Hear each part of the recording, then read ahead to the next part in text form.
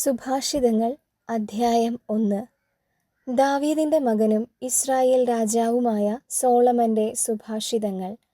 മനുഷ്യർ ജ്ഞാനവും പ്രബോധനവും ഗ്രഹിക്കാനും ഉൾക്കാഴ്ച തരുന്ന വാക്കുകൾ മനസ്സിലാക്കാനും വിവേകപൂർണമായ പെരുമാറ്റം, ധർമ്മം, നീതി, ന്യായം എന്നിവ ശീലിക്കാനും സരളഹൃദയർക്ക് വിവേകവും യുവജനങ്ങൾക്ക് അറിവും വിവേചനാശക്തിയും പ്രദാനം ചെയ്യാനും വിവേകി ശ്രദ്ധിച്ചു കേട്ട് അറിവ് വർദ്ധിപ്പിക്കാനും ധാരണാശക്തിയുള്ളവൻ പഴമൊഴി, അലങ്കാരപ്രയോഗം, ജ്ഞാനികളുടെ സൂക്തങ്ങൾ, അവരുടെ കടങ്കഥകൾ എന്നിവ ഗ്രഹിക്കാൻ തക്ക കഴിവ് നേടാനുമത്രേ ഇവ.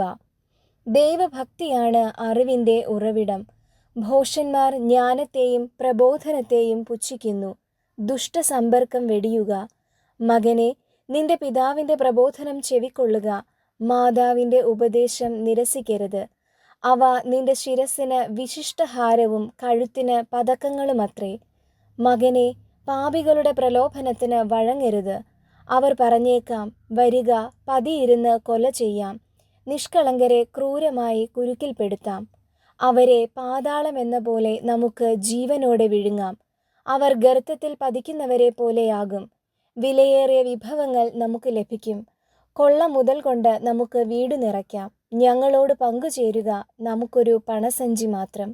മകനെ, നീ അവരുടെ വഴിയെ പോകരുത്. അവരുടെ മാർഗത്തിൽ നിന്ന് ഒഴിഞ്ഞു മാറുക.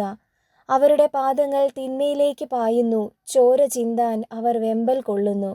പക്ഷി കാൺകെ അതിന് വല വയ്ക്കുന്നത് നിഷ്ഫലമാണല്ലോ. ഇവർ പതിയിരിക്കുന്നത് സ്വന്തം രക്തത്തിനു വേണ്ടിയാണ്. സ്വന്തം ജീവന് തന്നെ അവർ കെണിവെക്കുന്നു. അക്രമത്തിലൂടെ നേട്ടമുണ്ടാക്കുന്നവരുടെ എല്ലാം ഗതി ഇതാണ്. അത് അവരുടെ തന്നെ ജീവനെ അപഹരിക്കുന്നു. ജ്ഞാനത്തിൻ്റെ ആഹ്വാനം.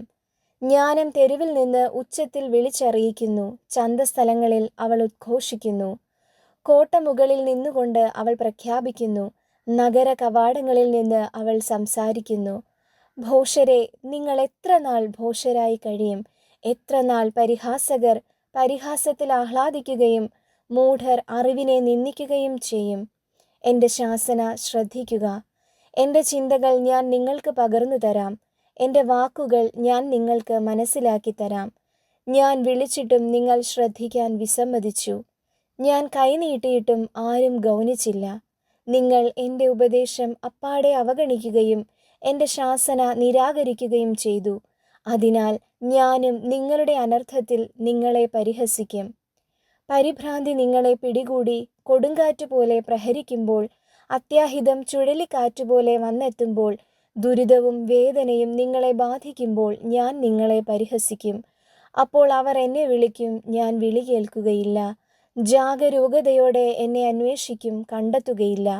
അവർ അറിവിനെ വെറുത്ത് ദൈവഭക്തിയെ നിരാകരിച്ചു. അവർ എൻ്റെ ഉപദേശം അവഗണിക്കുകയും എൻ്റെ ശാസന പുച്ഛിക്കുകയും ചെയ്തു. അതിനാൽ അവർ സ്വന്തം പ്രവൃത്തിയുടെ ഫലം അനുഭവിക്കും. സ്വന്തം തന്ത്രങ്ങളിൽ മടുപ്പ് തോന്നുകയും ചെയ്യും.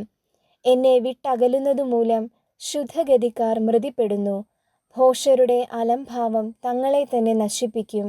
എന്നാൽ എൻ്റെ വാക്ക് ശ്രദ്ധിക്കുന്നവൻ സുരക്ഷിതനായിരിക്കും. അവൻ തിന്മയെ ഭയപ്പെടാതെ സ്വസ്ഥനായിരിക്കും.